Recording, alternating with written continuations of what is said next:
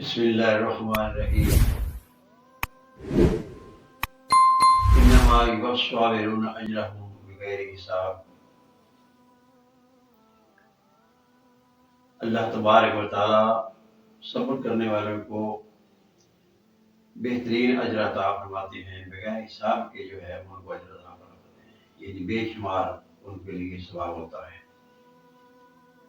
صبر کا اللہ تبارک و تعالی اجر جو ہے وہ بہت اچھے طریقے سے فرماتے ہیں۔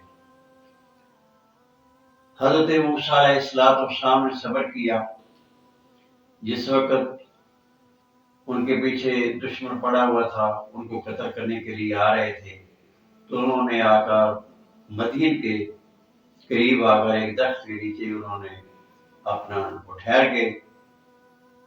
اور وہاں دیکھا کہ حضرت شعیب علیہ السلام کی بیٹی جو تھی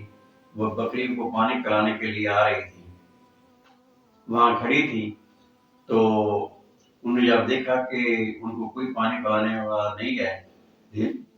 تو گویا کہ انہوں نے ان سے پوچھا کہ آپ کیوں نہیں پانی پلاتے؟ انہوں نے کہا کہ اس لیے کہ ہمیں یہاں یہ پتھر اتنا بھاری ہوتا ہے، یہ لوگ رکھ دیتے ہیں تو ہم سے اٹھایا نہیں جاتا، تو ہماری بکری اس طرح رہ جاتی ہے۔ تو گویا کہ انہوں نے بکری کو پانی پلایا تو اللہ تبارک و تعالیٰ نے اس کا اجر یہ عطا فرمایا کہ ان کو دماد نبی بنا دیا۔ گویا کہ شعیب علیہ السلام نے اپنی بیٹی ان کو دے دی۔ تو اسی طرح موسیٰ علیہ السلام کی والدہ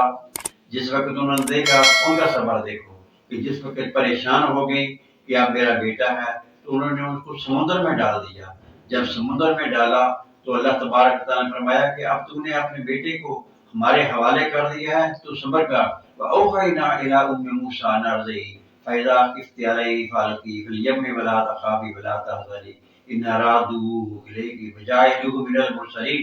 اے موسیٰ کی والدہ، آپ نے صبر کیا ہے اور ہمارے حکم کے مطابق آپ نے اس کو سمندر میں ڈال دیا ہے، اب ہم اس کی حفاظت کریں گے۔ جب یہ واپس آئے گا تو یہ تمہاری گود میں آئے گا اور یہ پیغمبر بن کر آئے گا۔ گویا کہ موسیٰ علیہ السلام کی والدہ نے صبر کیا،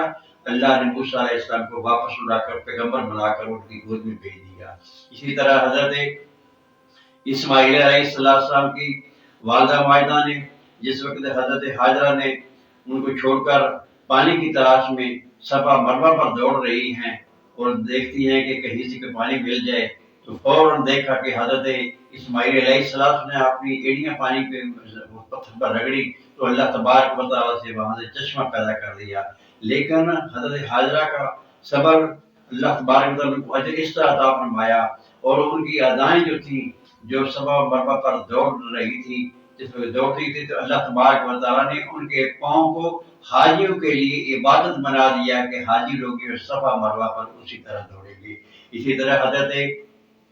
ابراہیم علیہ السلام جس وقت اتنا صبر کیا اور لوگوں نے تکلیف دی تو باپ ناراض ہو گیا اور قوم جو تھی وہ مارنے کے لیے تیار ہو گئی، چیخا تیار کی تو اللہ تبارک و تعالیٰ نے کہ پیغمبر نے جس وقت چیخا میں ڈرے گئے تو اللہ تبارک و تعالیٰ نے فرمایا کہ میرے پیغمبر، میری توحید کی خاطر، میری ذات کی خاطر تمہیں چیخا پر رکھا گیا ہے، لہذا آپ نے صبر کیا ہے، ہم آپ کو بہترین عطا فرمائیں گے۔ بجائے کہ وہ آگ میں جاتے، اللہ نے اس آگ کو ان کے لیے گلزار بنا دیا۔ گویا کہ یہ صبر کا نتیجہ تھا۔ اسی طرح حضرت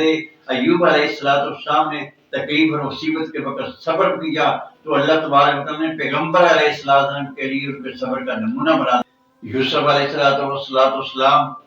جس وقت ان کی قیمت پڑی تو کھوٹے سکے پر ان کو بھیجا گیا، لیکن اللہ تبارک و تعالیٰ نے جس وقت ان کو مقام عطا فرمایا تو وہ بادشاہ بنے تو اللہ تبارک و تعالیٰ نے بادشاہی کے خزانے ان کو عطا فرمائے۔ تو حضرت ایوب اور یعقوب علیہ السلام نے صبر کیا اپنے بیٹے کے لیے تو اللہ نے فرمایا کہ یہ بیٹا آپ کے پاس آئے گا، تو گویا کہ وہ بادشاہ بن کر آیا اور اللہ تبارک و تعالیٰ نے یوسف علیہ السلام کو